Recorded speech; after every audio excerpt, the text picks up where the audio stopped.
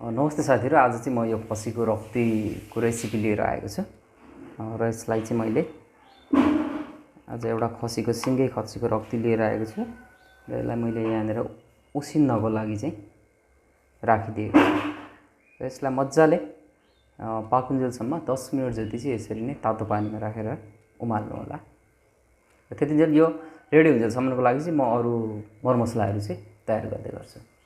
ल हेर्नुस् साथीहरु, यो चाहिँ यसरी मज्जाले यो भइसकेको छ, यो उसिनिसकेको छ। अब यसलाई चाहिँ सानो सानो टुक्रामा यसरी काट्नु होला।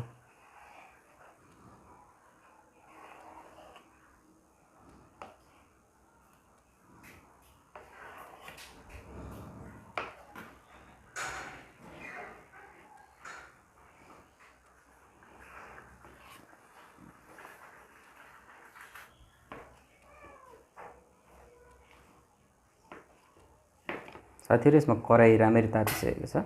मैले यहाँ थोरै तोरीको तेल राखिदिएँ।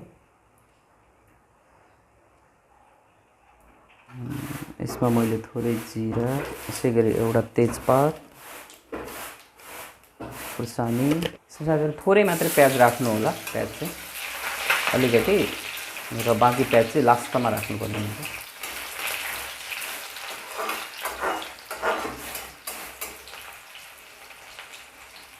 यो प्याज खरिसकेको छ साथीहरु, मैले यसमा चाहिँ करिब 1 चम्चा जति अदुवा र लसुनको पेस्ट राखिदिएको छु।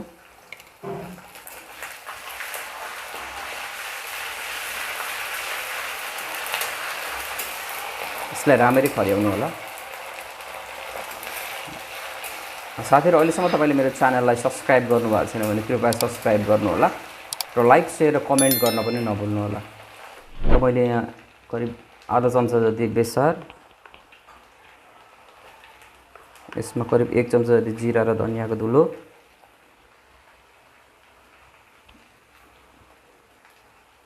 आधा चम्चा जति रेड मिर्ची पाउडर राखिदिएको छु। यसलाई पनि राम्ररी चलाउनु होला। यो मसला नजलोस् र राम्ररी पाकोस् भन्नको लागि चाहिँ थोरै यसमा पानी राखिदिनु होला।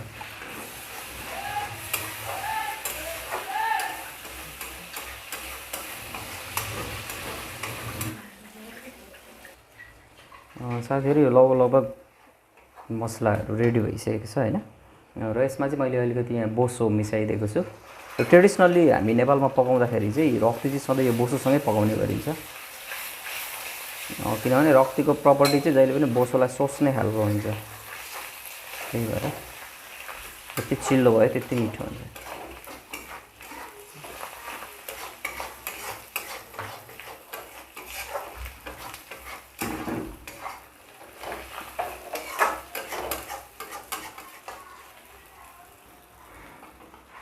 यसलाई एकछिन छोपिदिनु होला।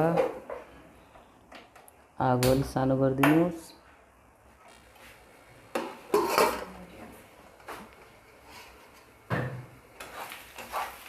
यसलाई बिचमा चलाउँदै गर्नु होला साथीहरु, डढ्न नबोस् भनेर 2-2 मिनेटमा।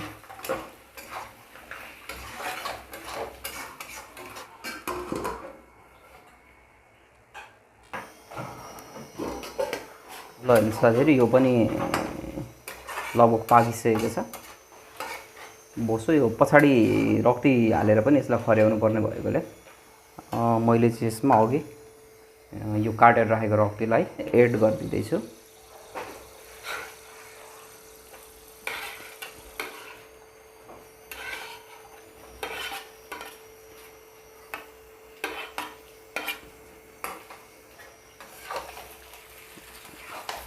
यसलाई राम्ररी चलाइदिनु होला।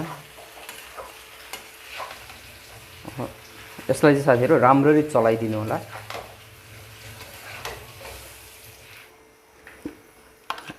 साथीहरु, यसमा चाहिँ मैले अघि नुन राखेको थिइनँ, त्यही भएर मैले यहाँ करिब 1 चम्चा स्वाद अनुसारको नुन पनि राखिदिएको छु। र अब चाहिँ यसलाई छोप्नु पनि पर्दैन, मजाले आगो लगाएर खर्याउँदै जाने।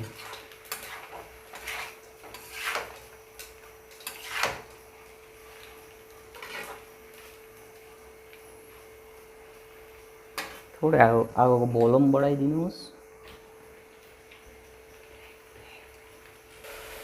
साथीहरू यो चाहिँ हल्का हल्का अब खरिँदै गइरहेको छ होइन। यसमा चाहिँ अब यसरी चप गरेर राखेको प्याज, दुईवटा प्याजलाई पनि एड गरिदिनु होला र साथै 3-4वटा खोर्सानीलाई पनि, ग्रिन चिल्लीलाई पनि यसरी राखिदिनु होला।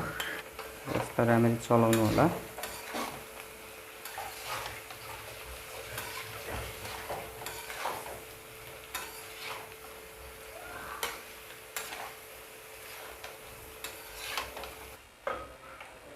यसै गरी साथीहरू यो महँगीमा पनि मैले यहाँ टमाटर एड गरिदिएको छु एउटा।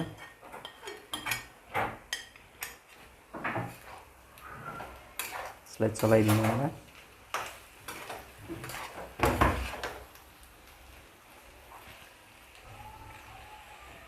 साथीहरू यो लगभग रेडी भइसकेको छ। मैले चाहिँ यहाँ थोरै कलरको लागि अलिकति रेड मिर्ची पाउडर राखिदिएको छु। यसै गरी यसमा चाहिँ आधा चम्चा त्यो गरम मसला, यो होममेड गरम मसला हो। हामी गरम मसला आफै बनाउँछौँ जहिले पनि घरमा। र मसलाहरू पनि हामी सबै चाहिने मसला, साबुत मसलाहरू आफै बनाउँछौँ। जिरा धनिया आफै ल्याएर बनाउने हो। बेसार पनि सिँगै किन्ने, घरमा ल्याउने अनि आफै बनाउने हो। त्यही भएर हामीले बनाएको मासु मिठो राम्रो देखिन्छ। बजारबाट ल्याएर बनाउनु भएको मसलामा चाहिँ त्यो टेस्ट आउँदैन। त्यसैले तपाईँहरू पनि त्यही गर्नु होला। र साथीहरू यो लगभग रेडी भइसकेको छ। हेर्नु त कस्तो डेलिसियस खाउँ देखिएको छ।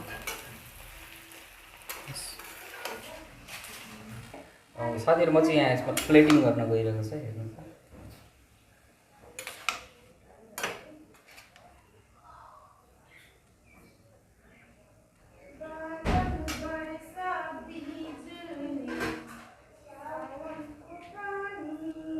साथीहरू लाइक, सब्सक्राइब र कमेन्ट गर्न चाहिँ नभुल्नु होला।